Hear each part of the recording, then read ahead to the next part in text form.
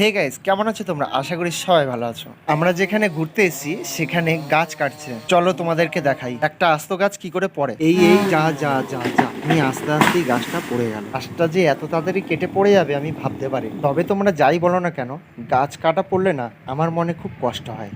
কেন জানো তো? কেননা গাছটা মেলা বছর পরে এত বড় হয় আর আমাদেরকে অক্সিজেন প্রদান করে, যার জন্য আমরা নিঃশ্বাস প্রশ্বাস নিয়ে বেঁচে আছি। আর এরা কতটা নির্হৃদয় হলে গাছটাকে কেটে ফেললো। ছোটবেলা থেকে আমরা পড়ে এসেছি গাছ লাগাও জীবন বাঁচাও, আর এখনকার দিনে এত গাছ কাটা পড়ছে, ভবিষ্যতে অক্সিজেনের অভাব কনফার্ম দেখা যাবে।